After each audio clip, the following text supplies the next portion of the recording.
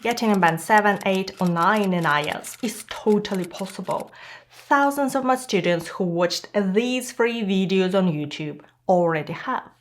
And whether you're taking IELTS academic or general training, today you'll learn the best strategies for each section of the test that will help you get a higher score. So let's start with IELTS reading and solve the two main problems. First, how to save time and locate answers quickly. And second, how to answer more questions correctly. So here we'll look into the trickiest types of tasks and how to solve them. But first, there are a couple of quick things you need to know about this section. This test lasts for 60 minutes and consists of 40 questions divided into 3 sections. In IELTS Academic, you have one long passage per section. In general training, you might have 2 or even 3 shorter texts in sections 1 and 2 and a longer text in section 3. If you're taking IELTS academic test, the passages are more academic. You may read about archaeology, biology, or, if you're particularly lucky, genetics. In IELTS general training, the content is much more practical. How to choose a rice cooker or repair a roof. When it comes to scoring the test, the questions in general training are a little bit easier and you need to answer more questions correctly to achieve the same score. For example, to get a band 7, you need 30 correct answers in IELTS academic, but 34 in general training. For a band 8, it's 35 versus 38. Although there are some differences between the academic and general training reading tests, this video applies to both. And one of the biggest problems in IELTS reading is the same for both: time. How to finish all 40 questions before your time runs out. So let me show you how to locate your answers more quickly. We'll discuss the 15-20-25 rule, when to follow it and when not to, whether you should read your passage first or not, and how knowing the order of your questions can become one of your biggest time savers. When you open your reading test, the instructions say you should spend about 20 minutes on the first section, 20 on the second, and 20 on the third. But it doesn't work. The first section in IELTS reading is the easiest, the third is the hardest. The vocabulary and the level of understanding required increase from section to section, meaning that the third section requires more time. So if you spend 20 minutes on the first section, you won't have enough time to finish the third. That's why I suggest spending about 15 minutes on the first section. Don't get too comfortable, just try to finish it as quickly as you can without compromising your accuracy. Then spend about 20 minutes on the second and 25 on the third. If you're more advanced and you're aiming for a band 8 or 9, check if you can go through the test even more quickly. Probably only 12 minutes on the first section, 18 on the second, and 23 on the third. This will leave you about 7 minutes to go back to any questions you couldn't answer right away. Yes, when working through your test for the first time, don't spend too much time on any single question. If you can't answer one, move on. Finish all the questions and then come back to those you skipped if you still have time. This gives you the best chance to get all the points you can get no matter which section they are in, 1 or 3. Next, I want to show you one important thing about IELTS reading, and it's particularly important for academic reading where the passages are so long. Not every sentence, or sometimes even every paragraph, contains an answer. Have a look at this paragraph. I've highlighted all the sentences we really need to answer all the questions. So there are 3 sets of questions. The first set is in blue, the second is in yellow, with the keywords or the surnames in orange, and the third is green. The rest is there to provide context. When answering a question, your first task is to locate the highlighted part that contains an answer and do this as quickly as possible. You particularly want to avoid going back and forth searching for your answer and wasting time. And I know a strategy that can help with this. This is the one I referred to earlier as the biggest time saver. Questions that come in order and questions that don't. What you need to know is which question types follow the order of the passage and which don't. Here's what it means. Answers to many questions appear in the text in the same order as the questions. So you can read the first question. Start quickly reading the passage until you feel you're reading the part that answers that question. Then you slow down, read the question again, find your answer in the passage. Then you read the next question and continue quickly reading the passage. The idea is to move quickly through the text to locate your answers so you don't spend too much time on the sentences or paragraphs that are not highlighted, and to slow down to understand what the answer is. Now, let me show you which questions come in order and which don't, and what you should do with them. Some of the most common question types follow the order of the passage, with one important exception we're going to talk about later. Questions that come in order are true, false, not given. Here, you need to say if a statement is true or false, or maybe the answer is not given. Yes, no, not given. Say if someone's opinion is the same as in the statement or not. Multiple choice questions with one answer.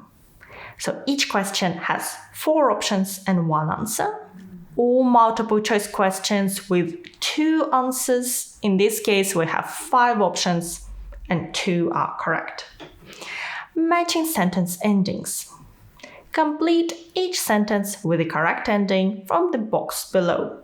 Then there is a big group of questions called missing words or filling the gaps. The task is choose 1 word only from the passage for each answer. Occasionally, you need to choose 2 words, but usually just 1. And you may find it in the form of notes, like this one, a table, diagram, or summary. In case of a summary, you may need to select options from the box rather than the text. The official IDP guidance says that these answers don't necessarily come in order, but they're usually from the same section of the passage. In my experience, most of them are still in order, though occasionally they may be swapped around. With these questions, we read the question first and then look for the answer. So we start with the questions. On the other hand, there are question types that don't follow the passage order and require a different approach. These include most matching tasks, such as matching headings.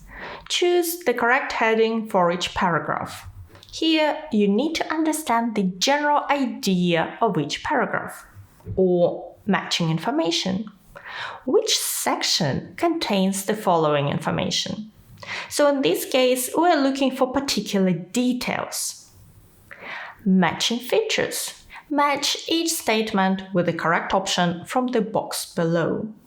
And one more group of questions I'll touch on in a second. To solve these questions, you should start with the text. Read the first paragraph or section, then match it to your list of options. Then read the next paragraph, try to match it, and so on. This is a neat table, but rules wouldn't be rules if we didn't have exceptions. Questions that don't obey these rules. And in our case, these are questions near the end of the reading test.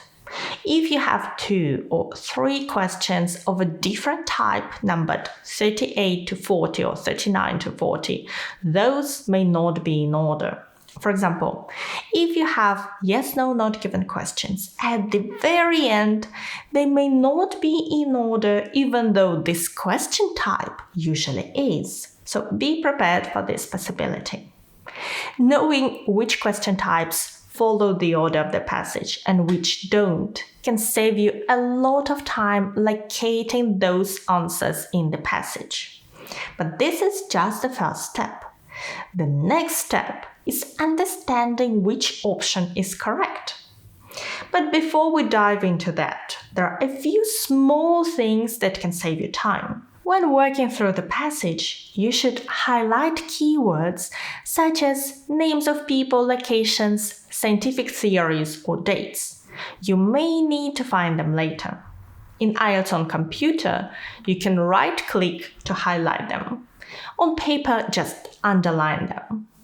If you take your test on paper, you should also transfer your answers to the answer sheet after each section, just to make sure you don't run out of time at the end. And use the official practice tests. I recommend using Cambridge English tests. Unofficial tests may be easier or more difficult, different, or simply incorrect. Next, learn strategies for answering different types of IELTS reading questions. This can save time and also help choose the correct option for each question. And that's exactly what you'll learn next.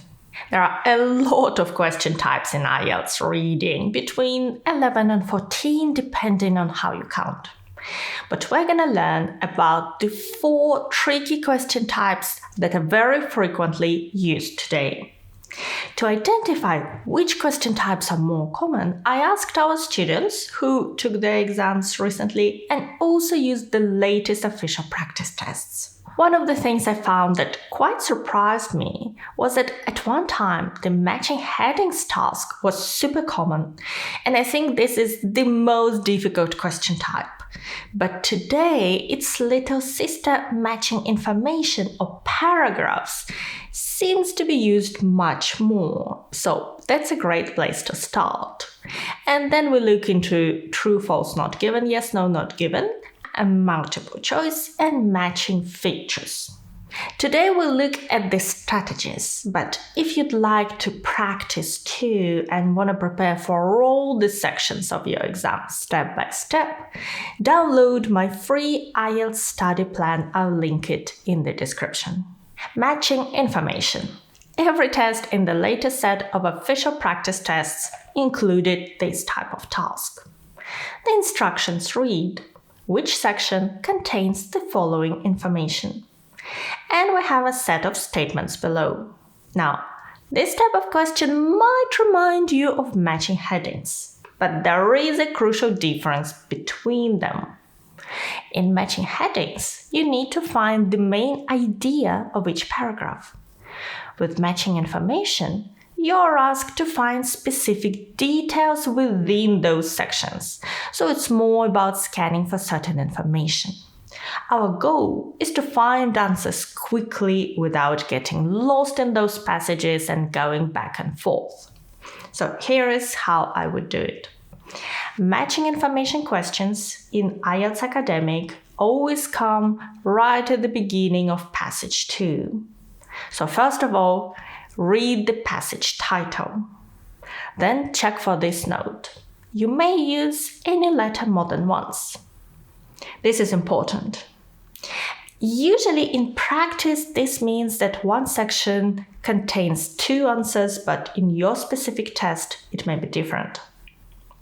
Then, carefully read all the statements that you need to match. Highlight keywords in them. That will help you concentrate on what you're looking for, but don't look for the same words, look for the meaning because words are usually paraphrased. Then, read the first section. Check if any of the questions, any of the statements match the information. Remember, not all sections contain an answer. So if you can't see any, move on and read the next section. And if you miss some answers the first time round, it's okay. Go through your passage and then try to find answers to those statements you couldn't match the first time round. But if you still can't, just move on to other questions. you may still find this information and answer them later. The next types of questions every test has are true, false, not given, and yes, no, not given. They look very similar, but there is a difference. Let me show you. In true, false, not given questions, we're dealing with facts. For example, there are 30 students in the class. This is a fact. The fact can be correct, true, or incorrect, false. In yes, no, not given questions, the text is usually about the opinion of the author. Let's say there should be not more than 30 students in each class. Is it a fact? No. It's just someone's opinion. And so we answer yes if the statement agrees with the author's opinion in the text and no if it disagrees. A common difficulty with these questions is when you start thinking, but the meaning is not exactly the same, it's slightly different. Does it mean the answer is false or no? My advice is don't overthink it. Ask yourself, is the meaning close enough or is it completely different? If it's close, the answer is true or yes. If there is a very clear contradiction, it's false or no. What is not given? That's when you can't say if it's true or false, yes or no. For example, if the statement, our question is, there are more boys than girls, and in the text we read, there are 30 students in the class, we can't really say if there are indeed more boys or more girls, right? We don't know. The answer is not given. Similarly with yes-no questions. If our statement, our question is, the teacher should spend time with each student, and in the passage we see there should be not more than 30 students in each class. The answer is not given. How to solve these questions? First, we need to locate your answer. Remember, answers come in the same order as questions. So read the first question, start looking for your answer. Highlight keywords in the question in the statement to see what you're looking for. And concentrate on the meaning, not on the exact words, because words will be paraphrased. Look for names and dates, so those will be repeated in the passage. Once you locate the information in the text, the next step is to select the correct answer. The level of difficulty of each question depends on where in the text you find it. If the question is in the first section, the answer is probably in a single sentence. In the second section, you may need to read 2 sentences. In the third, you may need to read the whole paragraph because the questions are the hardest. And remember that the devil is in the details. So take it slowly, read everything and don't let your brain jump to conclusions. Next, multiple choice questions. There are 2 types of them, with 1 answer and with 2 answers, and there are some differences. So multiple choice questions with 1 answer. Here you'll be given several questions, each with 4 options and 1 correct answer. But it may feel like several of those options all match. So how do you find the correct one? Well, first of all, carefully read the question. Then, find the paragraph that contains the answer and read it. Some of these questions tell you exactly where the answer is. For example, the answer to question 27 will be in the first paragraph, question 29 in the 4th. Instead of paragraph numbers, you may have keywords, like in 28. Richard Dawkins' book, The Selfish Gene.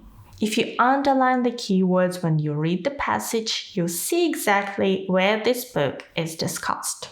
But there is another clue. We know that multiple choice questions with 1 answer come in order. This means that if question 27 is in the first paragraph and 29 is in the 4th, question 28 is in the 2nd or 3rd. Next, Assess each option and find the answer. One of the main difficulties is that all, or at least several options will be discussed in the passage, but only one is correct. So compare each option to the information in the passage. Look for synonyms, as correct answers are usually paraphrased. Cross out incorrect options and consider all the options before you choose your answer, as sometimes the correct answer may not be the first one that comes to mind. Okay, there is a more difficult variety of multiple choice questions, those with 2 answers. Choose 2 letters. These questions have 5 options and 2 correct answers each. The general approach to solving them is the same as in the questions with 1 answer, but there is one important difference. In multiple choice questions with 2 answers, options may be discussed in 1 or several paragraphs. Let me show you. Questions 25-26. Which 2 facts about anxiety are mentioned in paragraph E? So we know where to look in paragraph E. But what about this one? Which 2 of the following statements does the writer make about the discoveries of Barnett's team?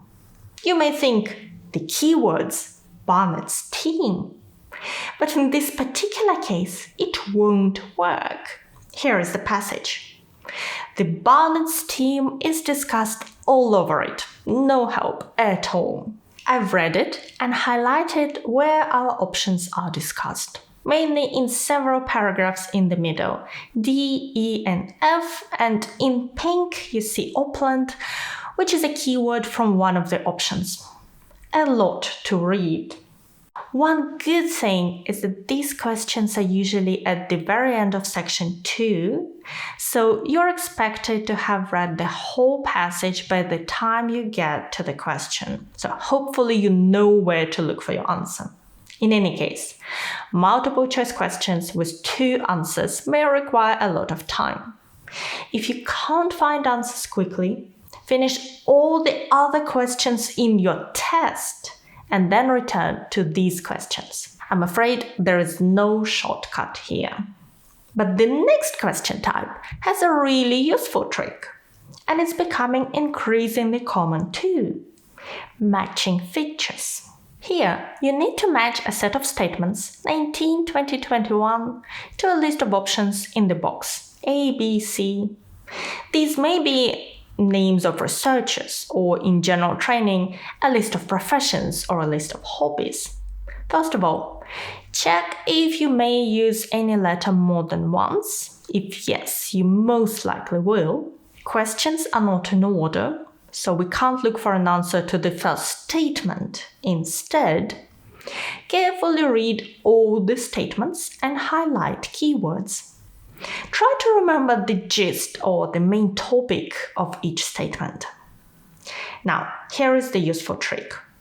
Scan the passage for options in the box. With other question types, I prefer quickly reading the passage instead of just scanning it looking for a particular word, but I find that with matching features, it usually works quite well, and you can just scan, and it saves time. When you find one option mentioned, slow down, carefully read the information related to this option, and then check if it answers any of the questions, if it matches to any of the statements.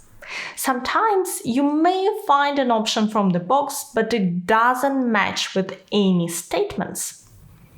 Then continue scanning for the next option. These are the 4 most common types of tasks used today, but there are others.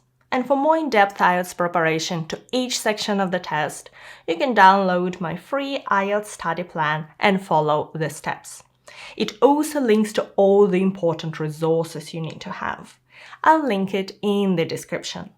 And now let's move on to the listening section, which has a great potential to boost your overall IELTS score. So here is what we'll cover. I'll share essential strategies for IELTS listening, quick wins to help you pick up a few extra points. We'll discuss how to practice smartly and cut down on your preparation time.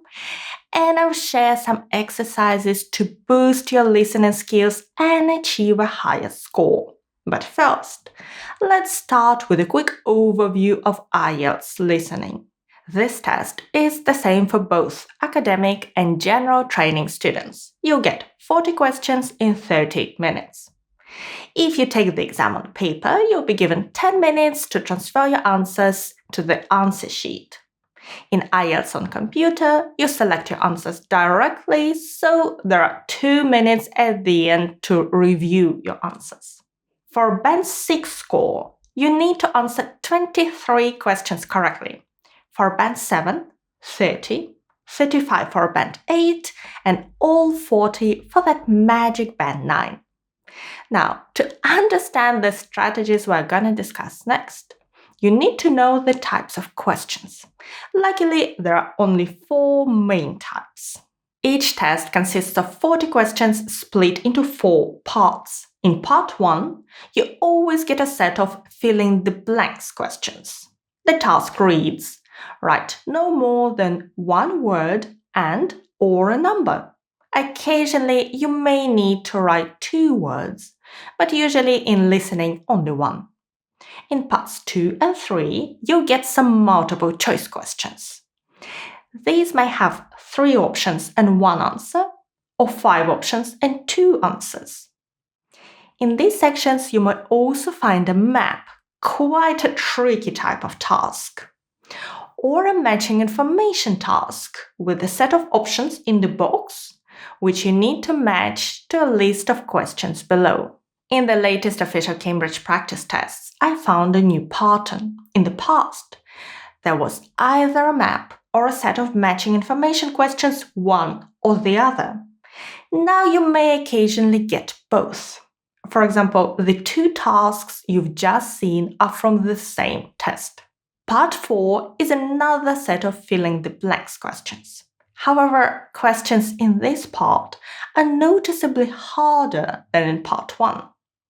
And if you just compare our tasks, part 1 was a dialogue between 2 people about a local park, an easy everyday topic, while part 4 is an academic lecture about a Neolithic archaeological site.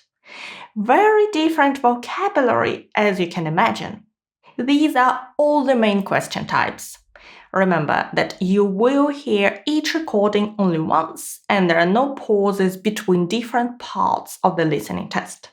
Now, let's talk about 2 strategies in IELTS listening that can make a huge difference to your score. If you try to practice listening test, you've probably noticed that the test is fast-paced. There is a lot to read, a lot to listen to. Options are not easy to pick from, and it can all get pretty overwhelming, and it's so easy to miss some answers.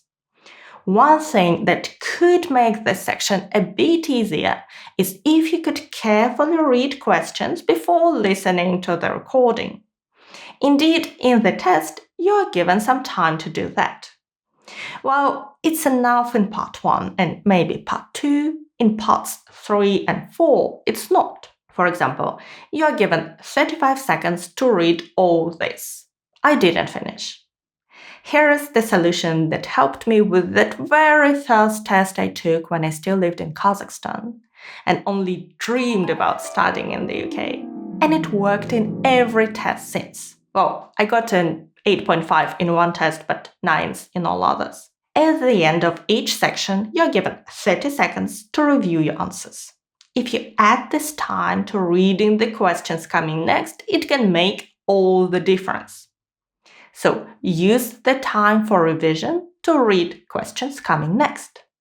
And if you're wondering if you are allowed to go to the next section before you hear the instructions to do so, the answer is yes. Once the test begins, you can go to any page you like. And you can review your answers in the extra time after the test.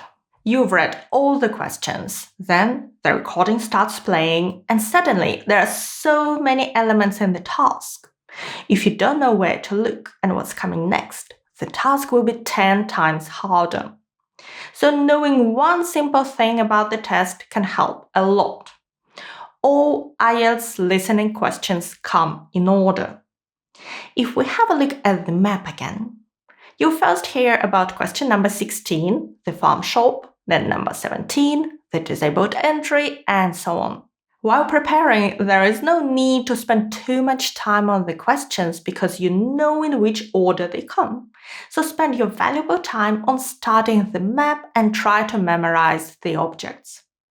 And remember that you start at the entrance, in our case, the car park, and it's usually at the bottom of the map.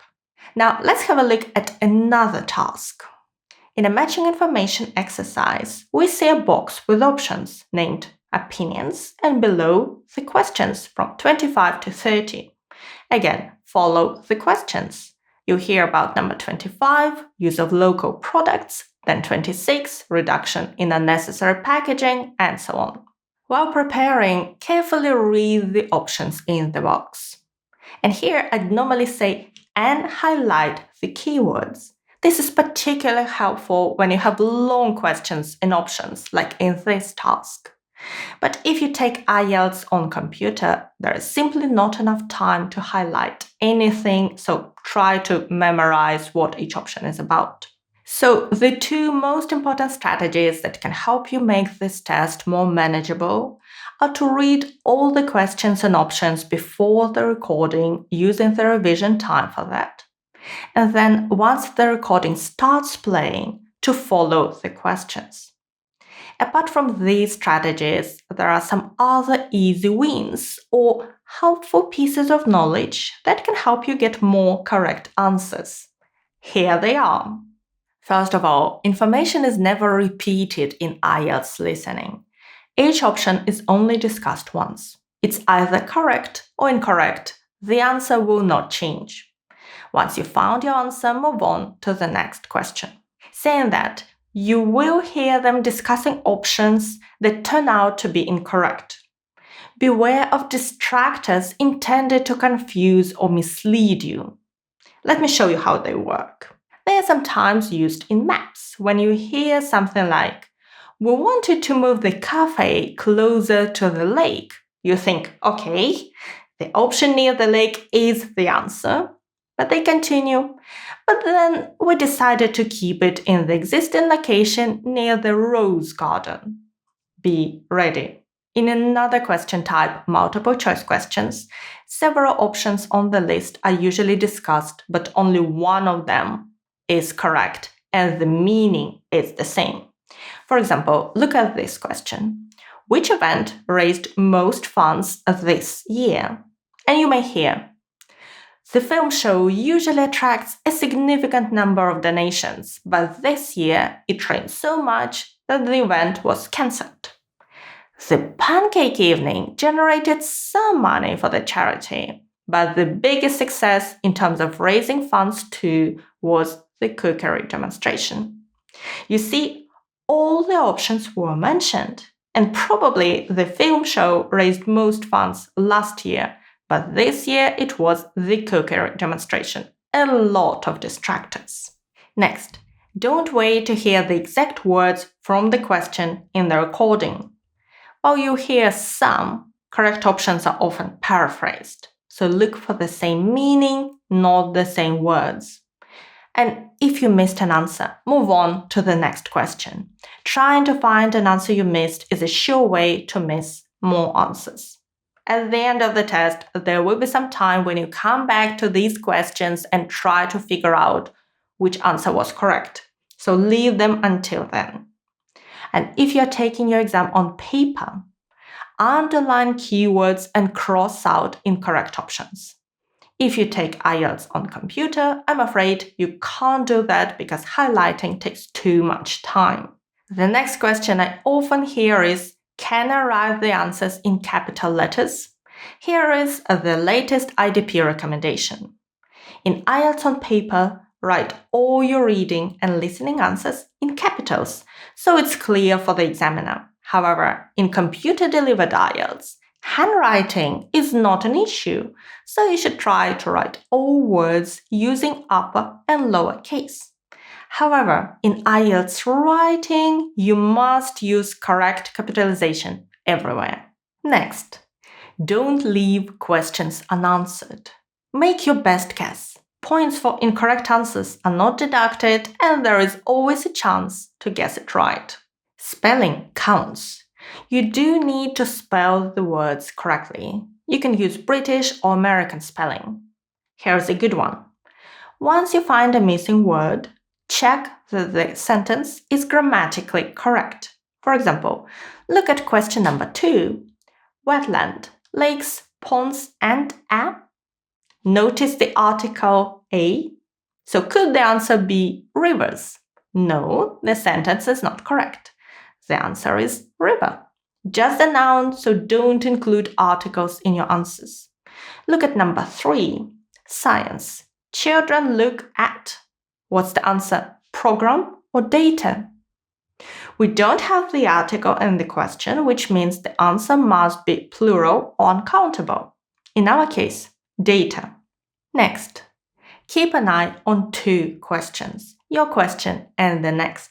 If you accidentally miss one answer, you want to quickly switch to the next question and avoid losing several points in a row. Knowing the right strategies and tips can be of great help, but only on one condition. If you practice the right way. I will show you my favorite way to practice to achieve better results and cut down on the number of tests you need to do. First of all, use the official practice tests. You know, it's pretty difficult to create a test paper that has the same level of difficulty as the exam papers. Non-official tests may be easier, harder, confusing, or simply different. That's not good. The best tests are Cambridge practice tests, and you may use any recent book, let's say from number 17 and up. Several official practice tests are available for free. They are slightly different, but still useful. They are linked in my study plan along with other most useful resources. And following the steps in this plan can help you shorten your preparation time, and it's free to download in the description below. Okay, once you do a full IELTS listening test, don't just count the number of answers and close the book. An equally important part comes next. At the end of the book, you can find audio scripts of all the recordings. Here they are. So check each question you answered incorrectly and try to understand why you got it wrong. Was it the spelling? Were you confused by a distractor? Maybe a certain type of task is more difficult for you. Discover your weaknesses and work on them. And if you couldn't understand certain parts of the recording, but the transcript was perfectly clear, this is a sign that your listening skills need a boost. And here are my 2 favorite ways to improve listening skills. The first involves using a Cambridge practice test. Use a test you've already completed. So select one recording. First, listen to it without the transcript. There is no need to answer any questions, just focus on listening. Are there parts that sound unclear to you? If so, listen again while following along with the transcript in the book. So make sure you can clearly hear every phrase. If not, replay this phrase or sentence until you can clearly understand every word. Finally, listen to the recording again without the transcript. It should now sound much clearer to you. This exercise helps your brain connect the words and phrases you know with their pronunciation, improving your listening skills. Number 2, learn different accents. In your test, you may encounter British, American, Canadian, or Australian accents. However, I think it's most important to get comfortable with British and American accents. Don't stress about trying to understand American movies. Instead, focus on sources with clear speech and good articulation, such as podcasts or news. Audiobooks are also a fantastic source. Listening is a passive skill, so you can work on it even while doing something else. I usually listen to books while cooking dinner or when I'm on the tube, and I easily finish a couple of books a month. And I listen to all my books on Audible. If you're not there yet, you can get any audiobook as part of their free trial.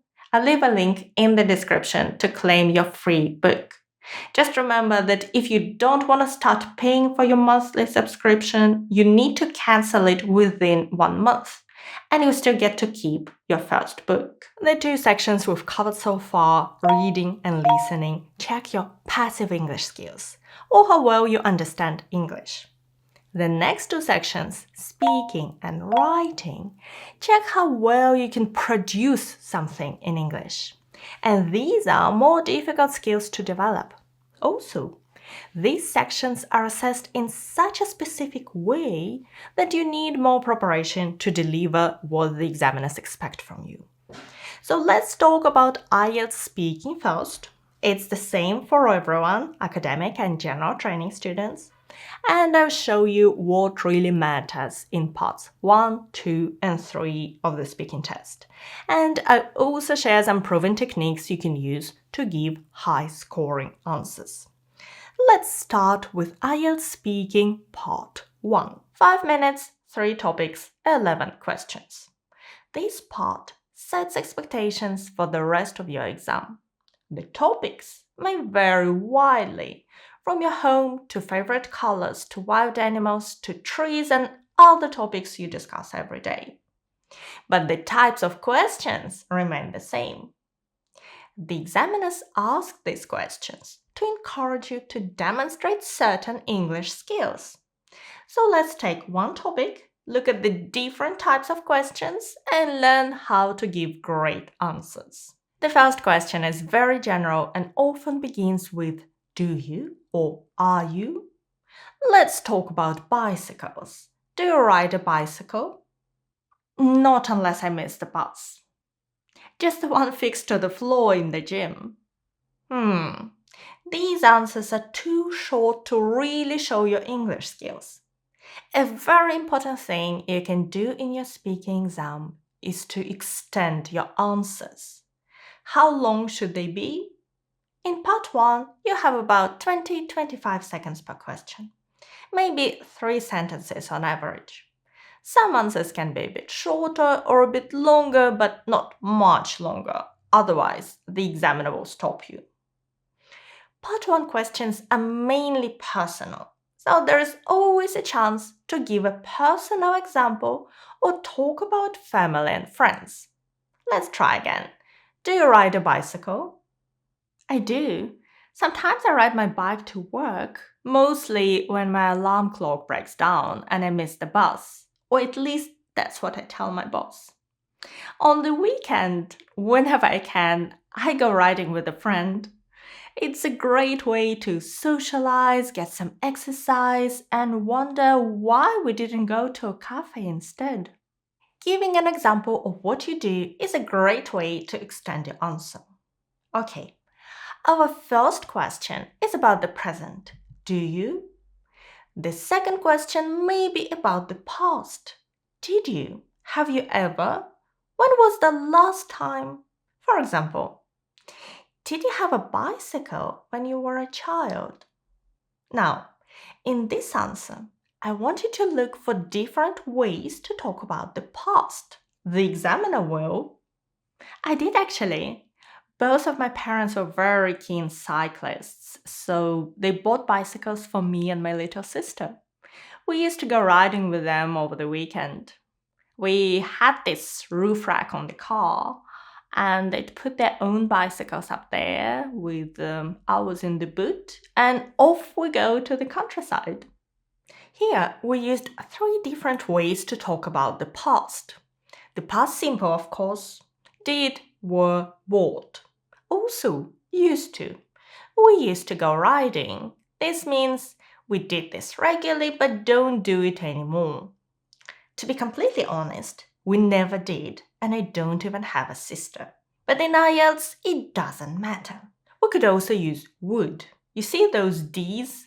They'd go, we'd put, we would put, they would go. Again, something we used to do regularly but don't do anymore. If you could use some of these structures, it would be a plus. Examiners assess how varied and accurate your grammar is. Still, the most important thing in your exam is communicating with your examiner. So think about what you want to say first and don't worry if you make some mistakes. Let's return to our question types. Question number 5. Once you answer questions about yourself, you may be asked about others. Do many people in your country, for example, do many people in your country ride bicycles? Another thing the examiners pay attention to is if you link your sentences together so your answer flows. In speaking, we use simple linkers like this. Unfortunately, no, at least not in the cities because the roads are very congested with cars and buses. It's really not safe to ride around on a bike.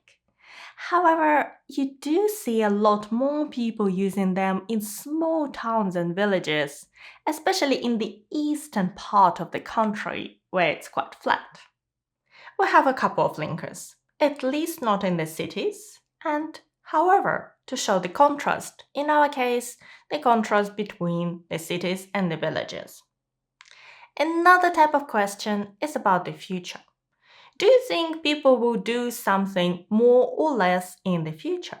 In our case, ride bicycles. Another aspect examiners assess is your vocabulary. How many words do you know? How many mistakes do you make? They pay attention to the so-called less common words. Okay, which words in our next answer would you consider less common? Probably more. With how bad traffic jams are getting, I think bicycles might actually start looking like the faster option. I think people are also becoming more conscious of the need to cut carbon emissions. Any less common words? A few, I think. Traffic jams, conscious, and carbon emissions.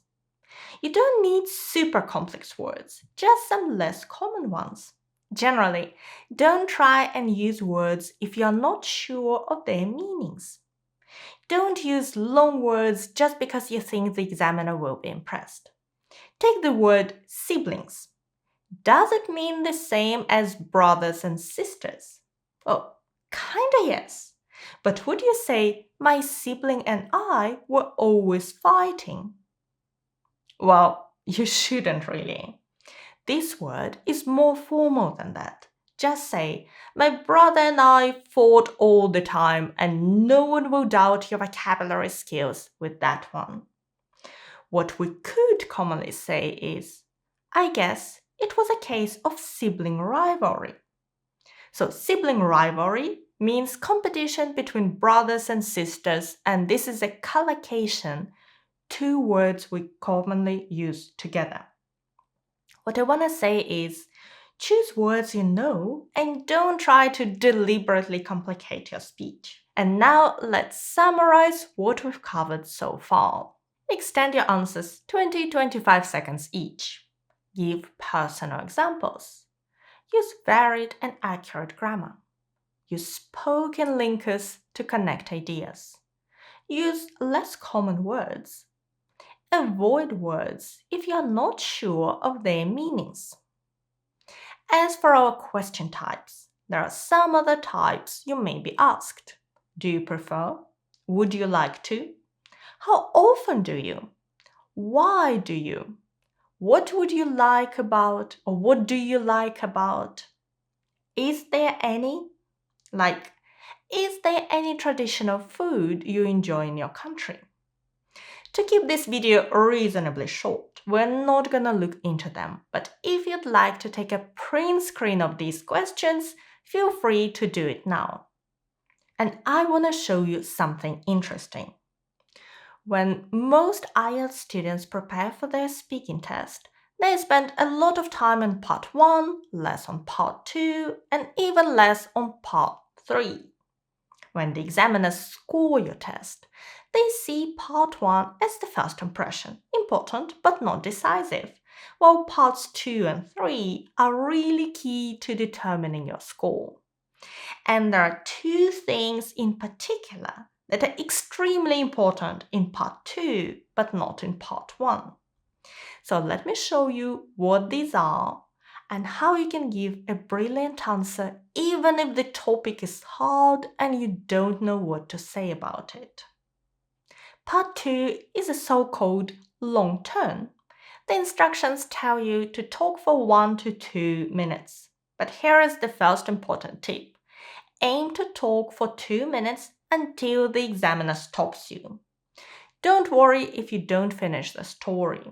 What worries a lot of test takers is whether we will like the topic. I mean, whether we find it easy to talk about because we have some experience. So let's imagine we know next to nothing. What can we do in this situation? Here is the topic. Describe a person you know who plays a musical instrument. You should say who this person is, how you know this person, what music he or she plays, and explain why playing a musical instrument is important for this person. If you find the topic hard, let's imagine you know next to nothing about musical instruments. Try to find a story that is easy to tell. Don't go for describing a friend playing the violin professionally if you don't have the vocabulary. So choose something easy, maybe something from when you were younger. How about school? A music teacher? Before I show you how you can give a Band 8 or 8.5 answer if you don't know much about the topic, there are 2 things you need to understand about Part 2 first. Number 1, make connections. What's especially interesting to the examiner in Part 2 is how we connect all the bits together. So the long-term Part 2 is a test of how fluent and coherent you are. You're coherent if you can tell a good story that has a beginning, a middle, and an end. You're fluent if you can talk for 2 minutes without too much effort. And that takes us to the ways we join ideas together. So pay attention to how it's done in the answer. The second thing is to keep the sequence. Let's be clear, you don't have to follow the bullet points. Yes, you can just tell a story and it's a great approach in some situations. But if you struggle to find what to say, the safest bet is to build your answer around each of them. There are always 4, and each bullet point requires an increasingly complex answer. So let's see how the level of complexity will go up throughout the answer, and also why the last point is the most important one.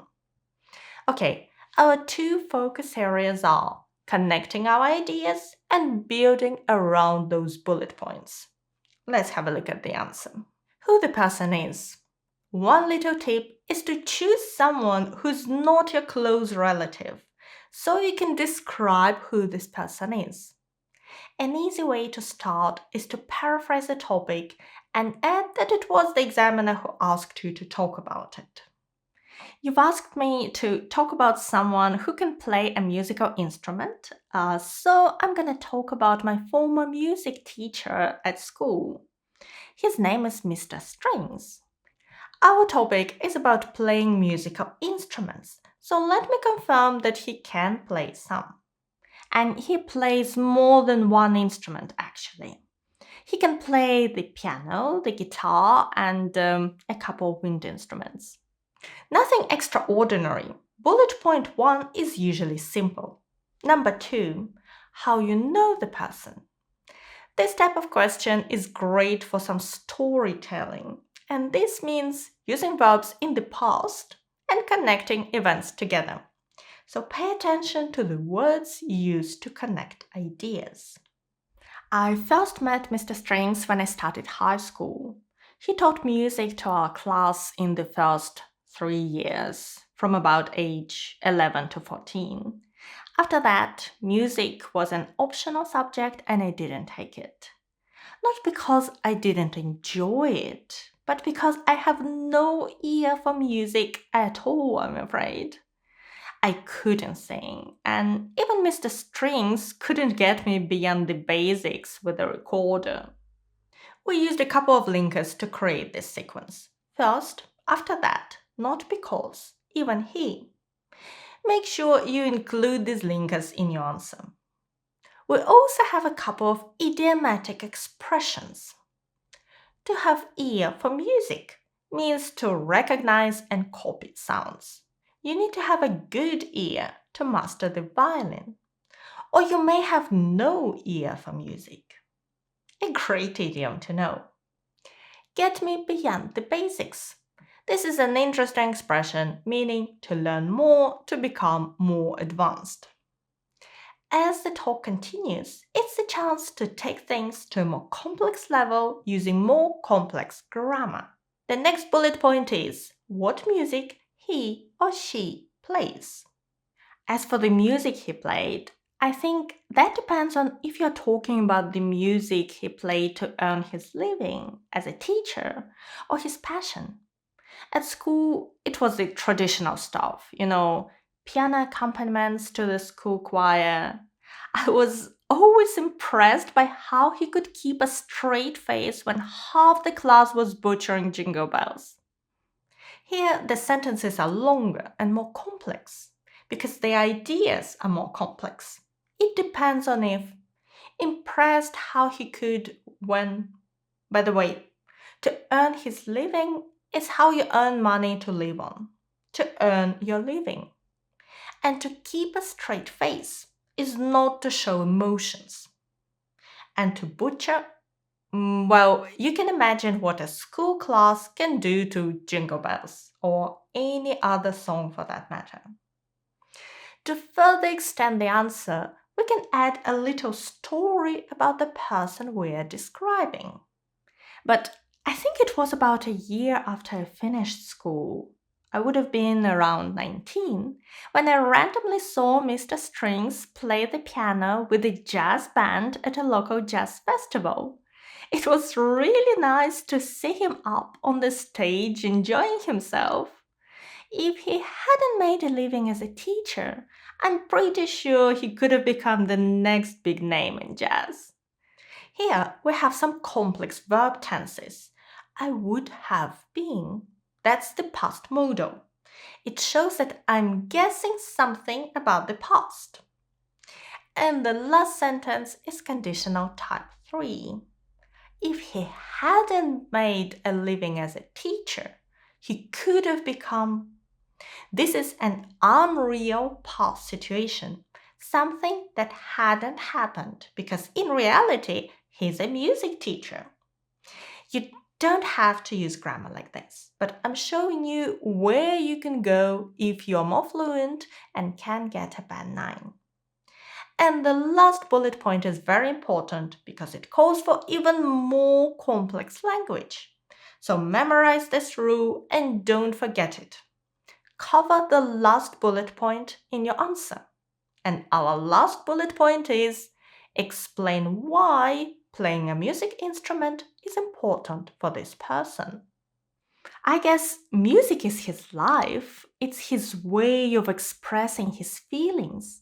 I remember how he used to tell us that music is a universal language that could bring people together from all parts of the world without the need for words, just sounds.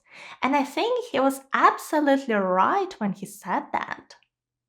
If you finish a bit early, the examiner will probably make a gesture asking you to continue and say something else. Once your time is up, you'll hear a follow-up question. Tip: keep your answer to the follow-up question short. Here's how it goes. Have you talked to anyone else about this person? Yes, my old friends from school. I moved away from the city, but they tell me he's still teaching and playing jazz. Showing your fluency or ability to tell a coherent logical story where ideas flow one from another is key to part 2. Now, what matters in part 3 is, some would argue, the most important part of the test. In this part, the examiners look for very specific skills, and I'll show you how to demonstrate them and why harder questions are better for you. IELTS Speaking Part 3 is less predictable. It's aimed to push you to the limit to prove how good your English skills really are. The examiner doesn't read questions from a list, like in Part 1. They can decide what to ask you to a certain extent. And they can choose easier or more difficult questions for you. And the next fact may surprise you. The harder the questions in Part 3, the better. Let me explain why, what questions you may expect, and how to answer them to get the score you really want in your test. Part 3 continues on from Part 2. Let's say our Part 2 topic was this. Describe an interesting place in your country where not many tourists go. As soon as Part 2 ends, the examiner will say, we've been talking about an interesting place in your country where not many tourists go, and I'd like to ask you some more general questions related to this. Let's consider first of all. So it takes Part 2 as a basis. Taking our topic of tourism, the examiner's booklet will have 3 sets of questions. Set 1 is easier, set 3 is the most difficult. And here is why harder questions are better. Examiners often choose sets 1 and 2 for test takers between bands 5 and 6, and sets 2 and 3 or 1 and 3 for those around band 7 or higher. So whatever set of questions you get, your Part 3 answers should follow these rules. Short answers are not enough in Part 3. Give examples and reasons and look at the issue from 2 points of view. Don't talk about your personal experiences if you can help it. The idea is to get away from your personal stories of parts 1 and 2 and talk about people in general. Let's look at a brief example. Do you agree that all tourist attractions should be free of charge? This probably wouldn't be your first question, but it presents an important issue. Do you actually agree? Maybe not. Don't be afraid to disagree, but do it politely. Well, I'm not sure they should all be free. It depends. Saying you disagree is fine. Just try to put it softly, not this is wrong. So I'm giving a short answer. Now you can weigh different points of view or present both sides. And this is a great way to give an extended answer. I believe it's important for people to have access to museums and art galleries, but maintaining these sites comes with significant costs. If everything were free, these places would struggle financially and eventually deteriorate. That's why charging a reasonable entry fee ensures they can be maintained properly. That said, there could still be discounts or free access for certain groups, such as students or senior citizens, to make it more inclusive. However, I said that most people should contribute. This answer explores both sides, why they should and should not be free, and gives a more balanced view. You can, of course, say that they should all be free if that's what you think. There are no right or wrong answers. All you need is to explain why you think so. Some of the questions may touch on even wider issues, like mass tourism. Remember, the examiner is trained to ask follow-up questions to get you to extend your answers and to see if you can support your point of view. So this is a typical set 2 question. Let's go on to talk about the impact of tourism. What about the effect of mass tourism on the environment? In many ways, the effect has been very negative. These days, it's so easy for so many people to take this package tours to holiday destinations. And that is ruining these places, thanks to the numbers involved and the infrastructure needed to accommodate them, like hotels, restaurants, and shops built next to the places of natural beauty. The answer is not very long, so the examiner will ask a follow-up question. What can be done about this? Is the answer to ban tourists from visiting certain places?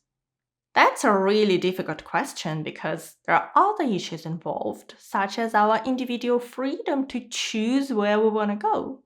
But at the same time, if the numbers of tourists allowed to visit certain places could be limited in some ways, that could be one way to preserve these places. One example would be Venice in Italy, where you have to pay to enter the city center. That's a good answer. Next, there can be moments when you find it hard to understand the question. Look at this set 3 question. What are the chances of virtual travel replacing real travel in the future? In part 3, if you're not sure what certain words mean, you can ask. For example, I'm sorry, what do you mean when you say virtual travel? Or you can ask if you understand the question correctly. Do you mean putting those big goggles and traveling in virtual reality? By the way, in part 1, you can only ask to repeat the question. Okay, here is the answer.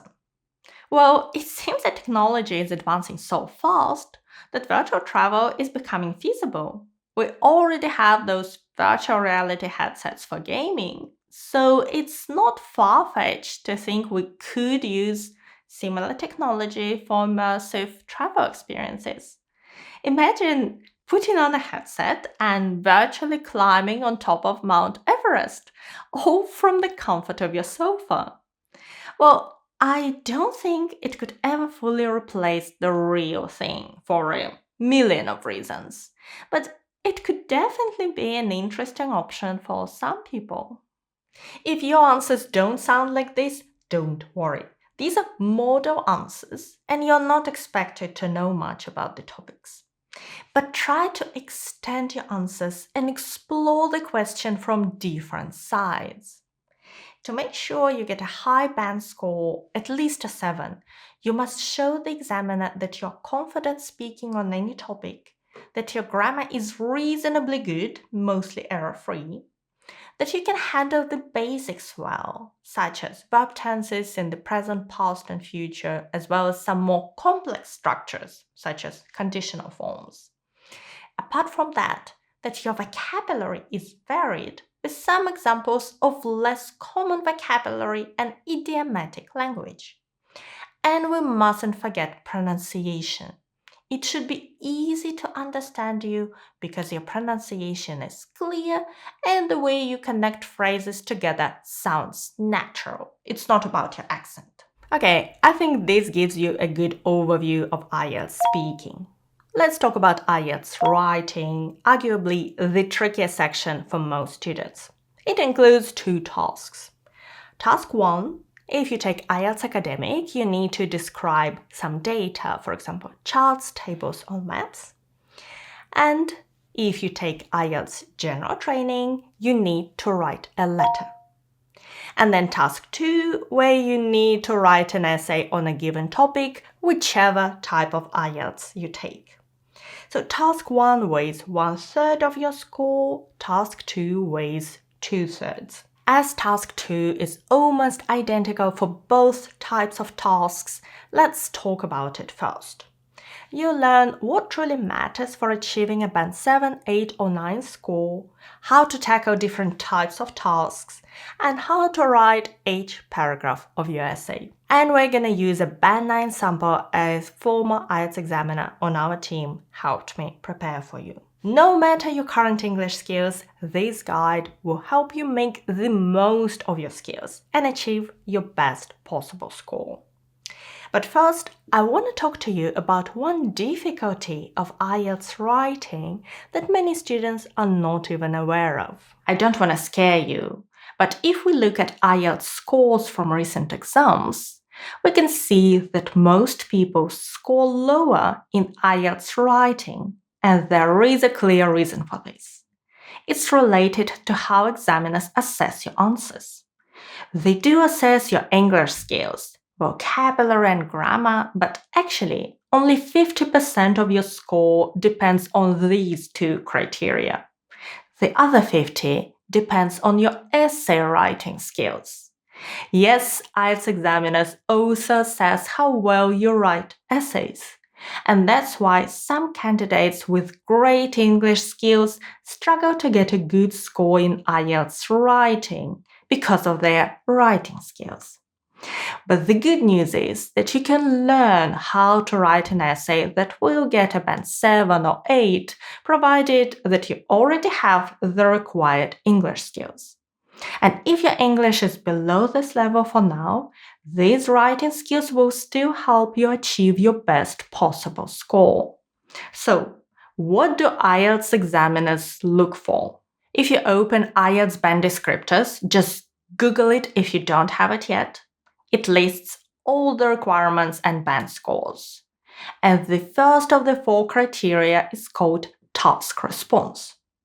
To get a high band score, a band 7 for example, you must address all parts of the task and present a clear position which extends and supports main ideas. In simple words, read the question carefully, answer all parts of it, have a clear point of view or clear opinion, and back up your views with relevant examples. So that's task response. But actually, examiners say the first aspect they look at in a task 2 essay is the number of paragraphs and their sequence, or how well the essay flows, if you like. And that's the second criterion, coherence and cohesion. Here, the examiners check if the information and ideas are logically organized, if paragraphs are used effectively. So this is about your essay structure. We need to write at least 250 words, or likely around 300, and we only have 40 minutes. So it's best to think of a 4 or 5 paragraph essay that moves from an introduction to 2 or sometimes 3 body paragraphs, and then to a conclusion. And this will make your essay coherent. To make your essay cohesive, make sure that all the ideas are well connected, that sentences link logically to each other, and that your essay flows smoothly from one idea to the next, rather than jumping abruptly between topics. The examiners assess each answer in exactly the same way, but the way you write that answer should vary quite a lot, depending on what type of task you receive. And I know that my students often misunderstand what they need to address in the essay if they just read the task. So the easiest and most reliable way to pass your task 2 is to learn how to tackle each of the 5 types of essays. I think the best way to do this is to take one topic and create 5 essay questions from it. So the general topic I've chosen is artificial intelligence. And we've already seen questions about it in IELTS. And here are the 5 essay questions and how to tackle them best. The very first type of essay is an opinion essay, also known as agree-disagree. With the advancement of artificial intelligence, people will work less and have more free time. To what extent do you agree or disagree with this statement? With all types, we'll also see this. Give reasons for your answer and include any relevant examples from your own knowledge or experience. Write at least 250 words. So this first type of essay question starts by giving you a statement and then asks you if you agree with it or not. It asks for your point of view. So you could agree, disagree, or have a position somewhere in the middle, a balanced opinion. In this essay, you need to give reasons why you think so. So how should we organize our paragraphs? Well, we'll start by paraphrasing the statement in the opening paragraph and also give our opinion. Then, in the body paragraphs, present your point of view together with relevant examples and explanations. Then, summarize your main arguments and restate your opinion in the conclusion. There are actually 3 ways to answer this question, which we learn in my courses, but I don't want to get into this depth here, so I'm sorry if something is not 100% clear.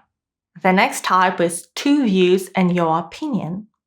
Some people believe that advances in artificial intelligence will lead to job losses, while others think that this technology will create new job opportunities. Discuss both these views and give your own opinion. This type looks a bit more complicated, right?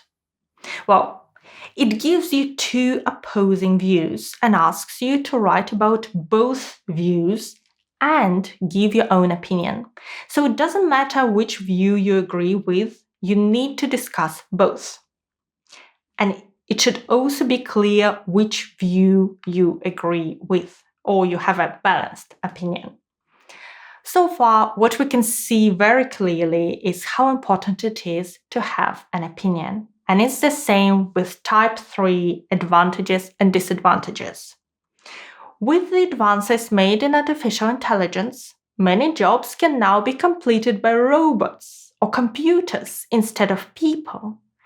Do you think the advantages of this development outweigh the disadvantages? This is another essay where you need to give your opinion, but this time in terms of advantages and disadvantages. Again, you must discuss the advantages, the disadvantages, and give your opinion. And if you see, for example, more advantages, it's likely that you're going to discuss those first. But you still need a good paragraph about the disadvantages, or your essay won't fully cover all parts. The last 2 types are different. Type 4 is 2 direct questions. Artificial intelligence is replacing humans in the workplace. Why is this happening? Do you think this will have a positive or negative impact on society? A statement followed by 2 questions. It appears to be a little bit more straightforward because in the introduction, all you do is paraphrase the 2 questions, no opinions required. In body paragraphs, answer each question in a separate paragraph. There will be elements of personal opinion because, for example, the first question is asking you to explain, but the second one is to give your point of view.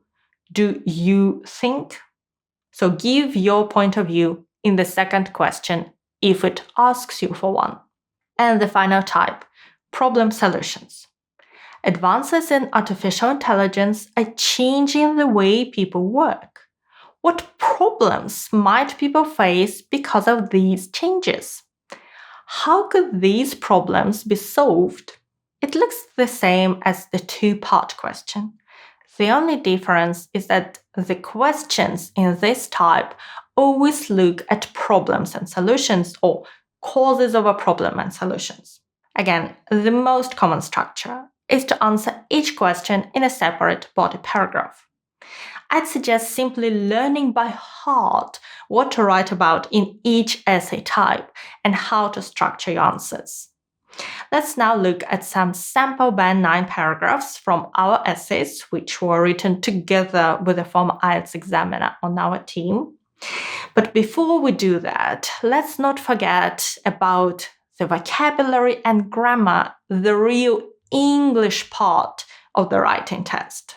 Half of your mark depends on your vocabulary and grammar. It's not that I think they're not as important as the first 2 criteria.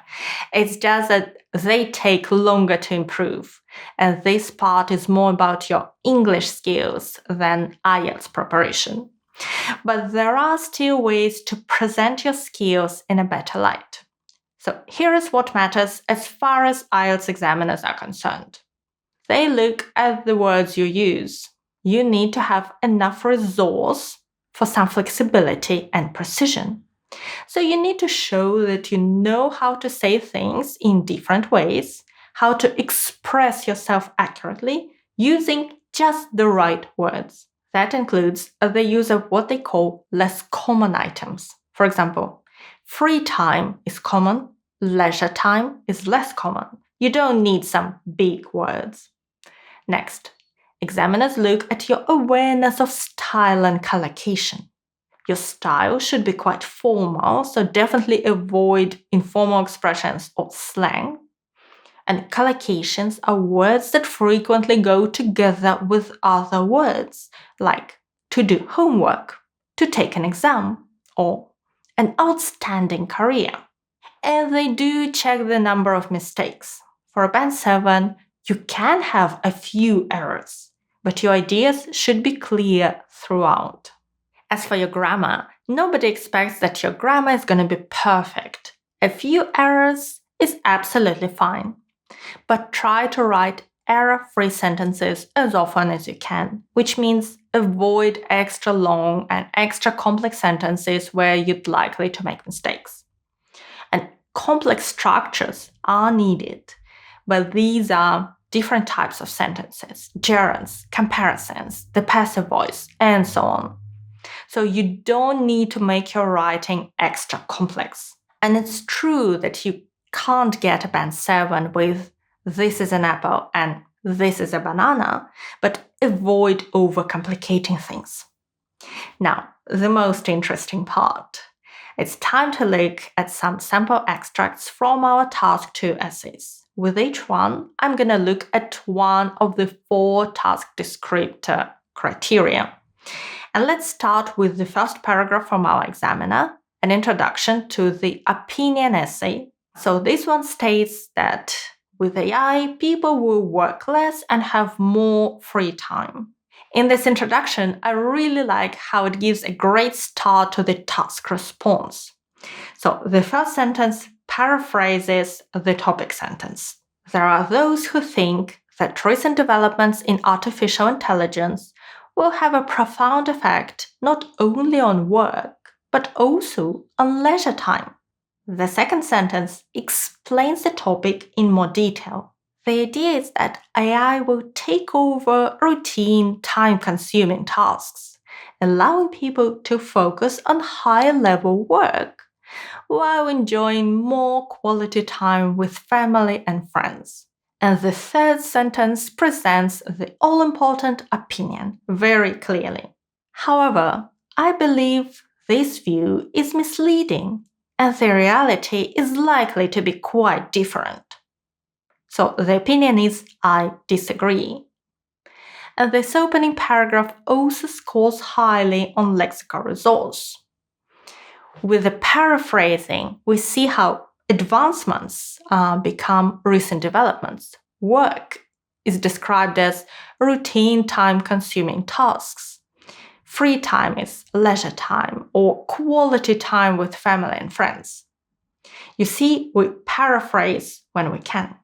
Next, we have examples of body paragraphs.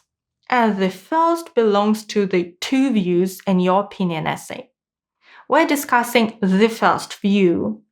Why do some people think that AI will lead to job losses and what we think about it? The first sentence is the topic sentence. It clearly tells us what the paragraph will be about.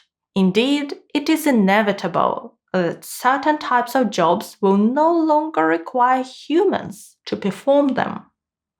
It's not overly complex, just one main idea. Now we need some explanation. The shift has been ongoing for several generations in factories and industries, where automation has replaced traditional low-skilled jobs, such as production line workers in car manufacturing. Now, this trend is spreading to lower-grade office jobs, where AI can outperform humans in routine and repetitive tasks. Here, there is a bit of a historic context, and I think it's alright because the first sentence clearly flows into the second highly relevant sentence. But be careful in your essay not to give too much background instead of answering the question. Now, an example.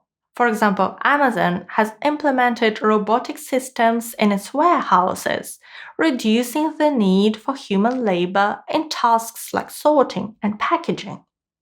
Now, what's the result?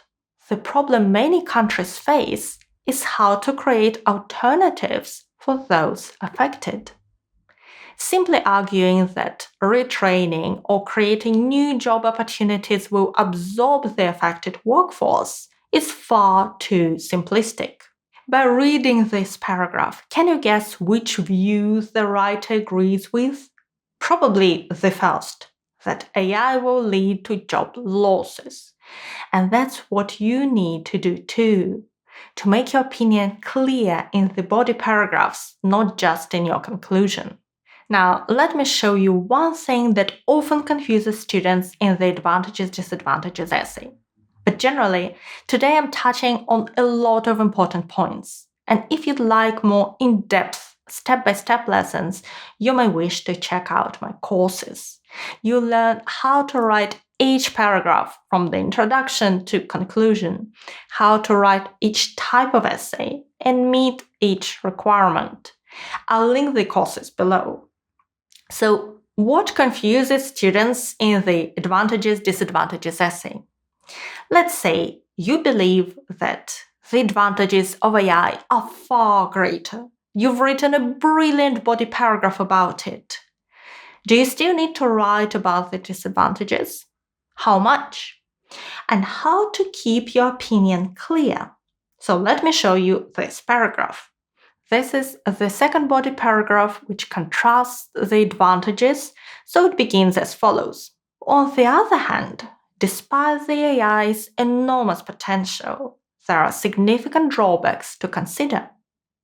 What are these? Firstly, as AI becomes more widespread, low-skilled jobs are at risk of being phased out. Now, an example. Individuals currently employed in call centers, for instance, may find themselves replaced by chatbots and require retraining. Now, the second disadvantage. In the meantime, as AI only excels at handling routine inquiries, customers with unique issues may find themselves trapped in frustrating loops of unhelpful chatbot responses. We've all been there. Now, how do we marry these disadvantages with all the wonderful advantages we believe in? These challenges highlight the importance of balancing AI adoption with maintaining human oversight and offering retraining programs. So if we believe the advantages are greater, we don't want to present some huge disadvantages in the essay. We want to downplay them, saying, yeah, they exist, but there is a way around.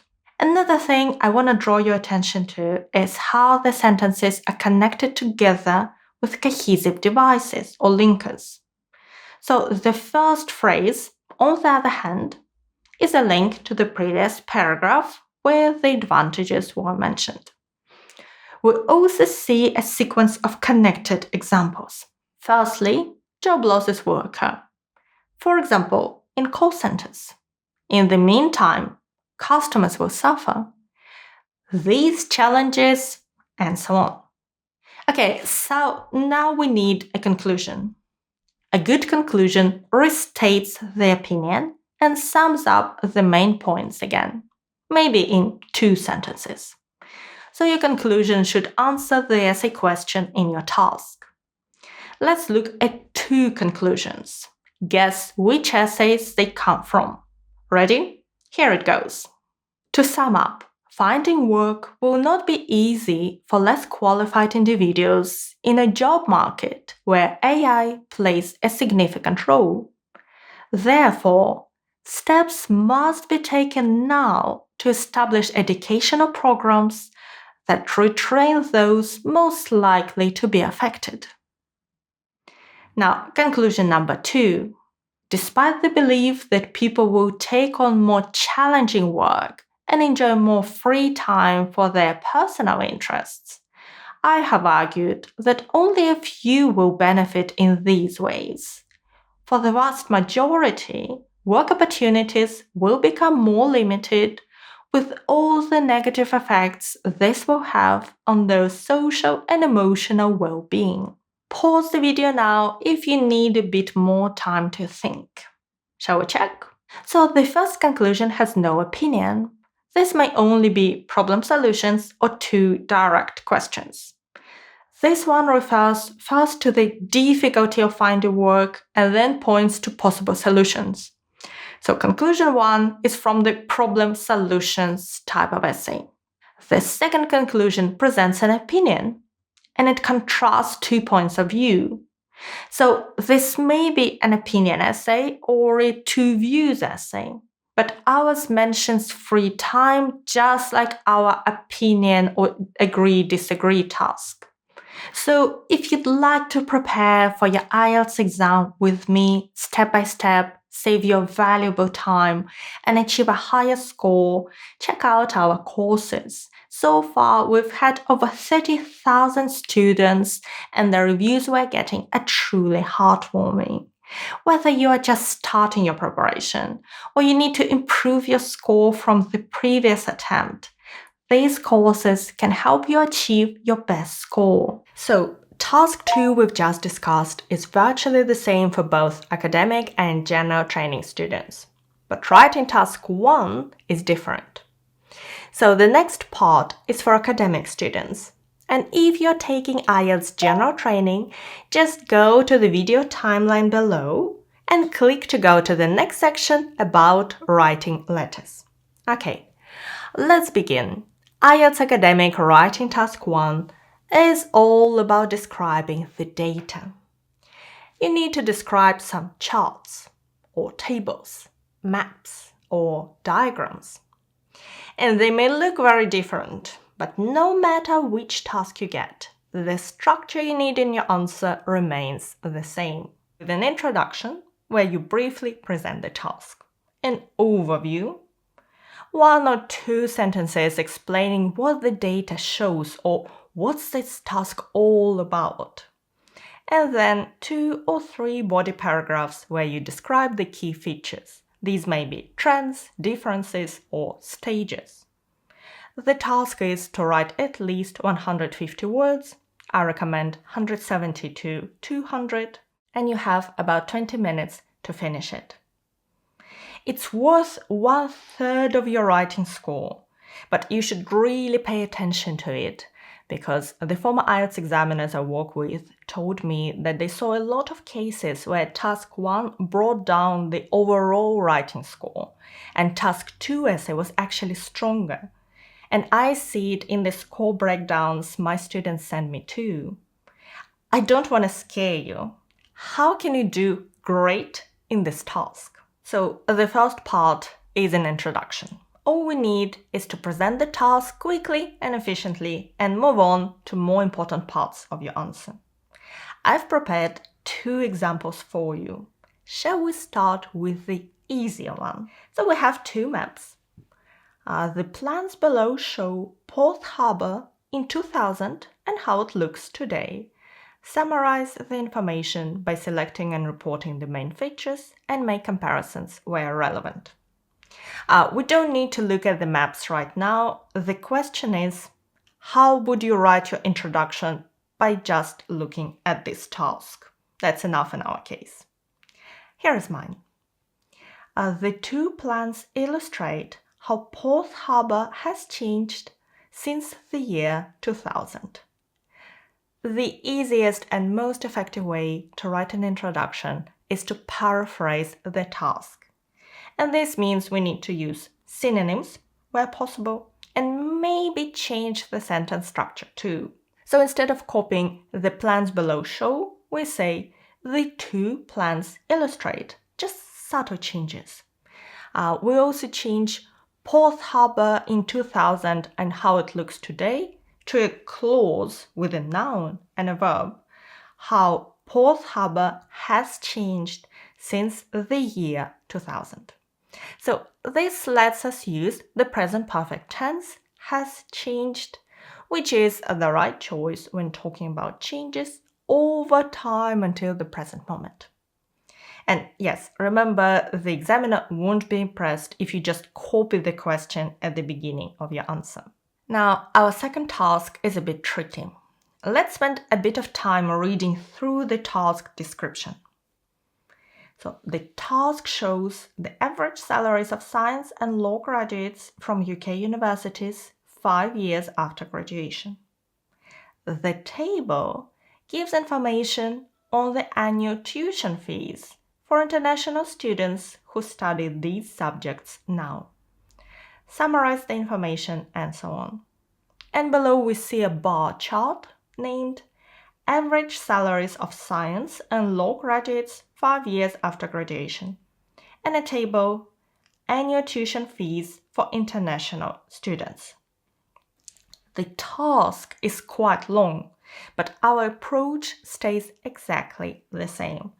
We take the first task sentence about the chart and paraphrase it into this. The bar chart illustrates the average earnings of science and law graduates from 3 UK universities 5 years after completing their degrees. So we've changed a few things. For example, average salaries becomes average earnings. And instead of repeating 5 years after graduation, we use 5 years after completing their degrees. Now we take the second sentence about the table and paraphrase it as this. The table presents data on the tuition fees paid by overseas students currently enrolled in these two subjects at the same institutions. So gives information on is replaced by presents data on. We also change international students to overseas students. That's a good paraphrase, memorize it. And who study these subjects becomes currently enrolled in these two subjects at the same institutions, or if you wish, higher education institutions. Basically, try not to overcomplicate things or invent things. Try to find simple and easy paraphrasing.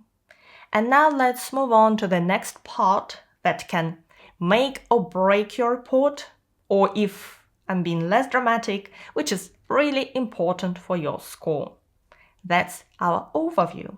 It's absolutely essential that we write an overview and tell the reader, the examiner, what this task is all about. They use a set of criteria to assess your answers. And the part of the first one, which is called task achievement, is this requirement. Present a clear overview of main trends, differences, or stages. And you need that in order to achieve a band 7 or a higher score. Basically, when we're talking about charts, we're talking about trends and differences sometimes.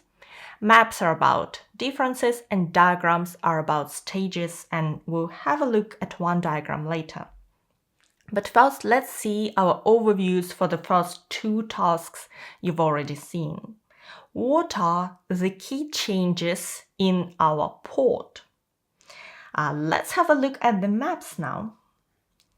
So in the left corner, in 2000, we see a marina with private yachts at the top and fishing boats at the bottom in the larger harbour. Now private yachts are in the larger harbour, so they've been swapped. Then at the top of the map in 2000, we see a single dock for passenger ferries. And now there are 2 docks and more ferries. And at the bottom, in the first map, we see a disused castle in the corner. And now it's a hotel, and there are new cafes and shops. So what can we say about it? Don't look at the maps anymore. Just think about what we've just discussed. A new hotel, cafes, more private yachts, more passenger ferries. the port is becoming more developed and more touristy, right? These are the buildings, or these are all the facilities for people to visit. Let's write it. Overall, Port Harbour has become more developed and tourist-oriented, with new hospitality facilities added or existing ones expanded, such as a hotel, cafes and shops, and larger docks. This is our overview. So you don't have to name every change, just pick the main ones, the most important ones. And I know that sometimes my course students are really worried about accidentally adding any outside knowledge that would be irrelevant. So they really try not to say anything that's not in the task and would be worried about using words like tourist-oriented. But indeed, you shouldn't. Let me give you an example of what you shouldn't include. It would be something like, as the fishing industry declines, the local authorities have invested resources into making Port Harbour an attractive tourist centre, which is great for local residents too. But some people probably oppose it. So all that would indeed be irrelevant. But if you see a map and you see hotels, restaurants and so on, you can say that it's becoming more tourist-oriented. Indeed, you shouldn't just describe the changes. You should explain what you see in the task and what it means. Now, let me show you an overview for our tricky chart plus table task. Remember, charts are usually about trends. So what are the most important trends in our chart and table? Let's have a look at the salaries in the bar chart first. In all three universities, law graduates earn more than science graduates, right? Now, let's have a look at the table and the tuition fees. So if you compare the numbers between science and business, in every university, science students pay more but earn less. That's an interesting trend to report. What else can we find? If we look at the table again, so Norchester charges the highest fees, Russell is number 2, and West Anglia is number 3. And now if we look at the salaries in the bar chart, we see the same picture. Number 1, number 2, number 3, the same universities. Basically, we see that universities with more expensive fees tend to produce higher earning graduates. And these are the 2 points for our overview. Let's write it. Overall, 2 main trends can be observed. The first is that graduates from universities with higher tuition fees tend to have better salaries after 5 years. The second is that although science students pay higher fees, law graduates earn more across all 3 universities. This overview is quite long because we have a chart and a table and we need to describe all the main trends. A typical overview is shorter and probably not as structured. Whether it is structured or not, it's entirely up to you. You can go either ways. But both overviews, this and the one for maps, begin with the word overall to show we're making a generalization, to show the examiner that's our overview. Now I'm going to show you how to write body paragraphs for all 3 types of tasks: the chart and table, map, and diagram. Each is written in a slightly different way, but if you understand the pattern for each and how examiners expect you to describe each task, you'll find it much easier to get a band 7 or an even higher score. This time, let's start with the chart and table task. So we need to describe and compare the details, the salaries and the fees. And we also need to decide how we structure our body paragraphs, what we write in the first one and in the second one. There are different options, but mine is this. The first body paragraph covers the chart, and the second covers the table and the link between the chart and the table. So let's have a look at the paragraph about the chart in terms of graduate earnings. So we immediately know what this paragraph is about. Norchester University offers the highest salaries, with law graduates earning around £47,000 and science graduates receiving £43,000.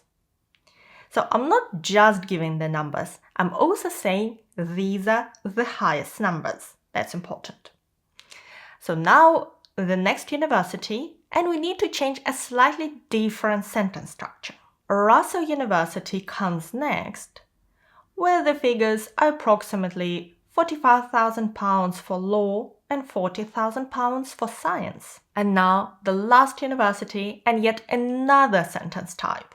You know, a common problem is that all sentences sound alike. They use exactly the same structure, and that's not good for your grammar score. You need to show some variety. Here is my attempt. The lowest earnings are reported at the University of West Anglia, with law and science graduates receiving £40,000 and £36,000 respectively. And the word respectively means in the same order as mentioned before. So law is 40k and science is 36k. And one more sentence which I really like. In all cases, law graduates earn more than their science counterparts by a margin of £4,000 to £5,000. So that refers back to our overview and one of the two big trends we've identified before. I know that analyzing the data and presenting it in this format isn't easy, and I've got lessons that walk you through exactly how to choose the right features, identify trends, and meet all the requirements for each type of task. They're inside my courses, and I'll link them below in case you'd like to check them out. And now let me show you how to write a high-scoring body paragraph about maps, because the process is different. What's special about maps? We're describing changes. And I'd say the easiest way is to describe the first map in the first body paragraph and then describe, not just the second map, but the changes in the second. And that's the paragraph I want to show you. So imagine we've just written a paragraph about the map, the port in the year 2000. And now, since that time, the harbour has undergone substantial redevelopment. This is a general sentence which tells us what this paragraph is about. The public beach on the north side remains, but the dock area has been expanded to include a second jetty for ferries. Has been expanded. What verb tense is it? That's the present perfect passive. Someone has expanded it, but we don't know who. It has been expanded. You should definitely brush up on your passive voice knowledge before your test. In my courses, I give whole lessons on how to use the passive voice in Task 1 and how to use different verb tenses like the future perfect or the past perfect, because sometimes you need them in your Task 1, so brush up on that grammar. And now the next sentence. The fishing boats have switched places with the private marina. Short and sweet, that's enough detail. Now, the bottom of the map. On the south side, cafes and shops have been built immediately to the east of the marina, and shower and toilet facilities have been added near the car park. You see, a lot of the present perfect passive. Now, finally, the old castle has been converted into a hotel, and the previously public beach has been made private for the use of its guests. There are a couple of things I wanted to show you. So first, we describe the information in a logical order, for example, from the top to the bottom or from the left to the right. and we tell the examiner where we are, on the north side, on the south side. We also use linking words to connect ideas. Since that time, but finally. You don't need a lot of them, just enough to make it easy to follow your answer. Examiners do check how well you order the information in a logical sequence. If your paragraphing or how you split answer into paragraphs is clear and logical. If each paragraph has one central topic.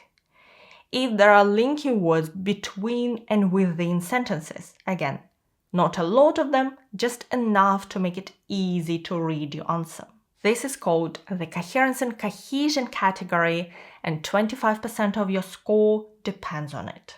Now, we haven't yet seen the diagram. Here, the main challenges are often to write enough, to write more than 150 words, and to describe each step without sounding too repetitive. So, before I show you the body paragraph, let's have a look at the task. So it starts in the top left corner, and we see that energy helps plants and trees grow. They are then harvested, pre-processed. Looks like they're just shredded into bits. So we can get to the cellulose, which is sent to a factory for processing, and there it's turned into sugars. So then comes the biological part. Microbes are added to the sugars, and they help turn it into ethanol. And that ethanol can be used to fuel cars, trucks, and planes. And when these vehicles consume ethanol, they release carbon dioxide, which will hopefully be taken by the trees again, and that makes the whole system a sort of a cycle. So let's write the body paragraph. The process begins when plants and trees use sunlight and carbon dioxide as sources of energy for growth. Now, the beginning of the next sentence has a bit of a complex structure. After being harvested. After being harvested, this raw material enters the pre-processing stage, where it's broken down into small pieces using a crushing machine. Don't skip any steps, but you can describe 2 steps together. To enable further processing, these small pieces are then converted into cellulose, which is chemically processed into sugars.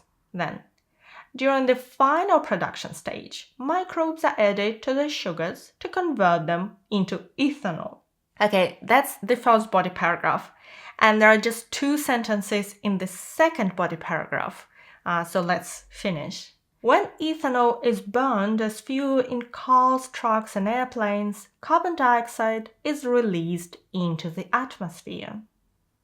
And then, this carbon dioxide is reabsorbed by plants, thus restarting the entire cycle. These are our 2 body paragraphs, and if you'd like to read the introduction and overview too, pause the video now. Okay, now let's talk about IELTS writing for general training students.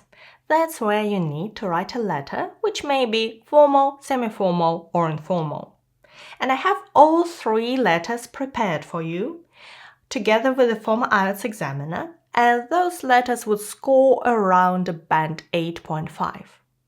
And you'll learn how to write letters that would get a high score yourself. So let's start with the formal task. You have recently noticed that your work computer is getting too slow and outdated. Write a letter to the general manager.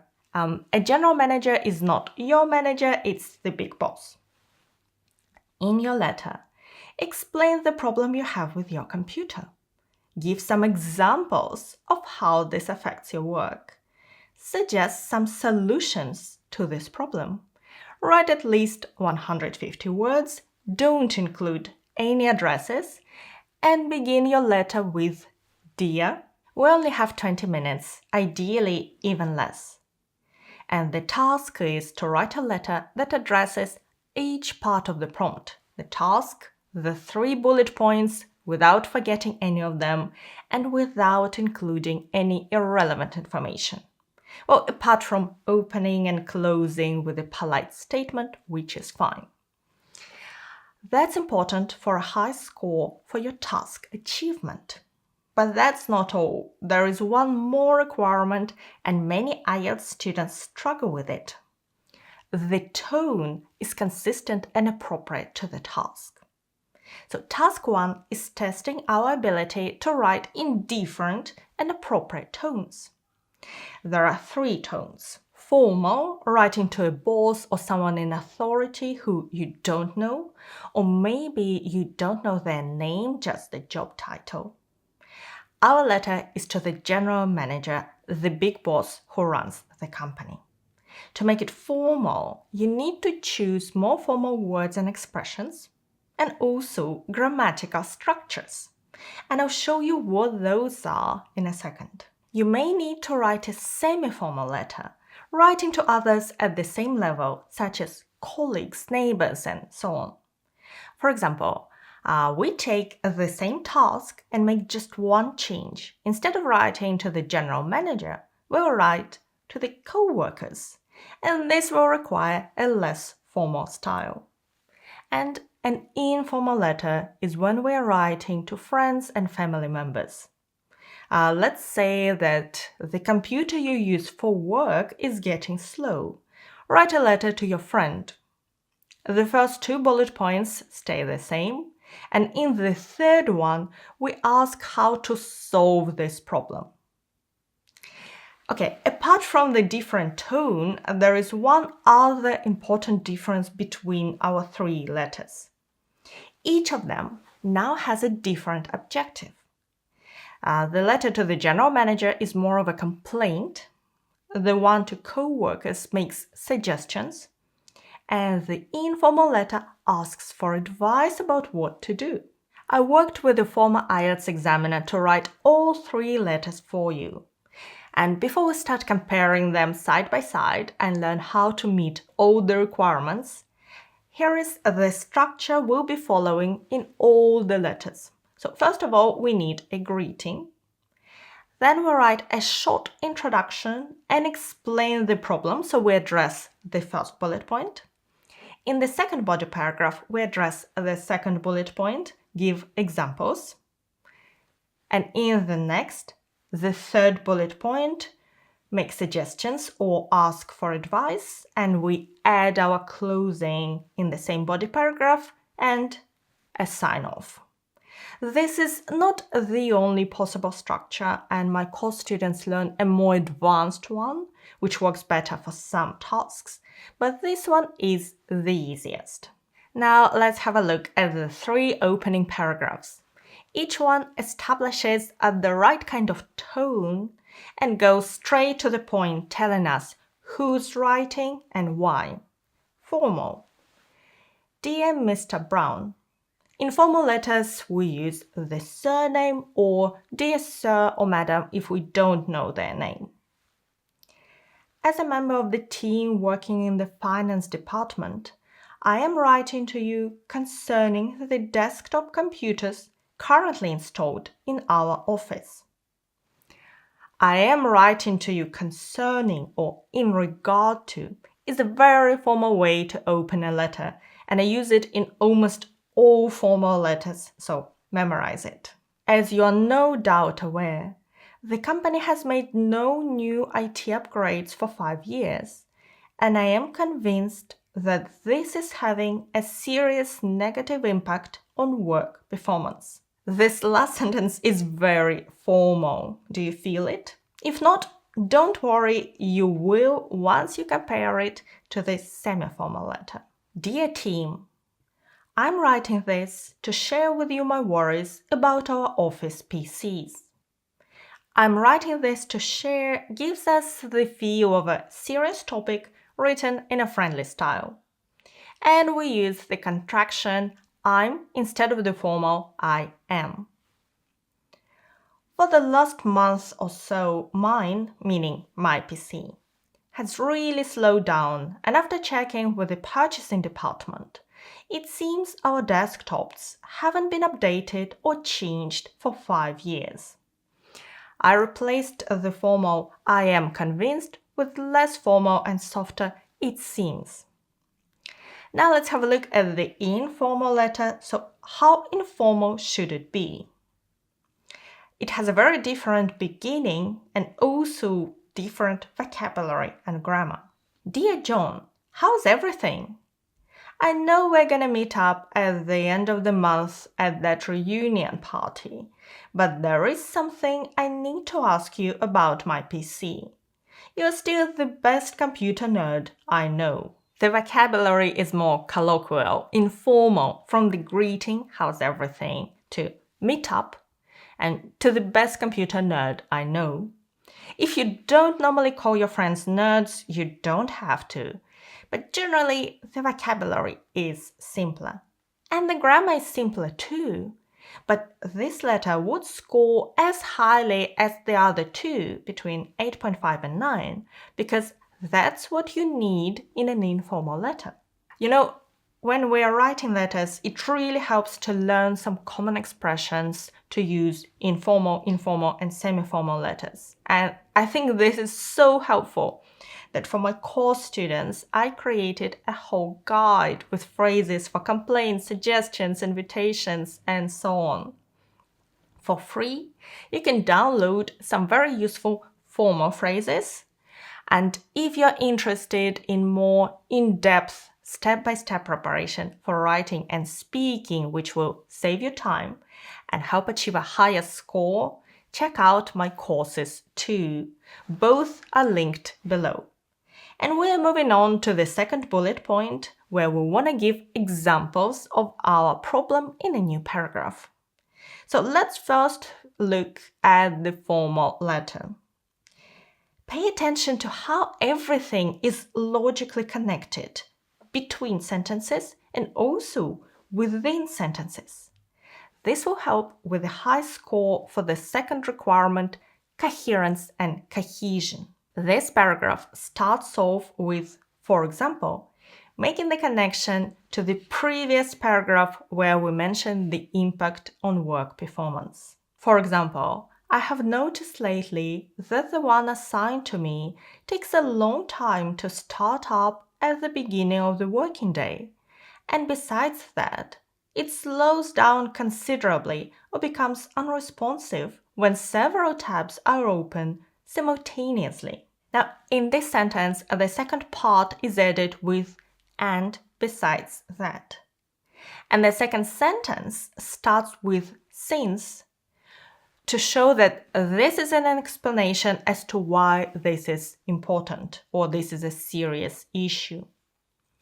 Since many tasks in the department require checking data on spreadsheets while compiling financial reports, such hindrances have made it extremely difficult to meet important deadlines. And the third sentence adds another example and starts off with the connector "furthermore." Furthermore, prompt payments of invoices to service providers have also been held up. In this paragraph, we have a number of linking words such as, for example, "and besides that," "since," "furthermore." But linking words is not the only way to connect ideas. Examiners also look for reference words such as "the one assigned to me," referring back to the desktops mentioned in the opening paragraph, or such hindrances, meaning the slowing down issue. Now, in the semi-formal letter, the task is the same. The ideas are the same, but what's interesting is the vocabulary. And I'm not going to read it in full. What I want to do is compare how our choice of words and expressions differs between the formal and semi-formal styles. And if you'd like to read this paragraph in full, pause the video to do it. I have noticed lately is formal, semi-formal or informal is "I've found," takes a long time, again, less formal, takes ages. At the beginning of the working day, or simply first thing in the morning. so the word thing is more informal. Slows down considerably, so considerably is quite formal. Or tends to get stuck, so stuck is informal. When several tabs are open simultaneously, so simultaneously is very formal. We can just say, if I have 2 or more tabs open. Many tasks require checking data. So tasks require is a passive form, and it's more formal than just saying we are often looking at. While compiling financial reports, so the verb compiling is formal, we can just say as we are writing up financial reports. Phrasal verbs are often slightly or very informal. Not all of them, but many. And the formal linker, furthermore, can be replaced with not to mention. Both the formal and semi-formal versions use precise words and expressions, but the style in the semi-formal version is more colloquial. We replaced some formal words with some informal ones. You may be wondering, if we used so many informal expressions in a semi-formal letter, what are we going to do in the informal version? Well, we're going to go even further, and we're going to change our grammar too. It's going to be simpler, but the score will be as high because that's the way you write informal letters. So pay your attention to grammar. Over the last few weeks, it started getting slower and slower and takes about 10 minutes or so to start up after I turn it on. Well, first we use a lot of contractions. It started. Then in informal writing, we use more phrasal verbs, start up, turn it on, which tend to be slightly less formal than single word verbs. Not only that, when I'm working on 2 things at once, like a report I'm trying to write and a spreadsheet, for example, the screen often just freezes for a minute at a time. When you give an example that interrupts the sentence, like in this case, like a report, for example, you can use long dashes called dashes, or just put 2 short dashes before and after to separate this part from the rest of the sentence. The examiner will be impressed. Also, informal writing is more emotional. It's so frustrating because I have to stick to pretty rigid deadlines and I'm getting behind with my work. To stick to deadlines is a very informal phrase. To meet deadlines is neutral. We can use it in any letter. For a freelance accountant like myself, that's a nightmare. Again, we use more exclamation marks in informal writing to show our emotions. Of course, we can use them in formal letters to say congratulations, but not what a nightmare. I keep getting these calls from clients asking me what's going on.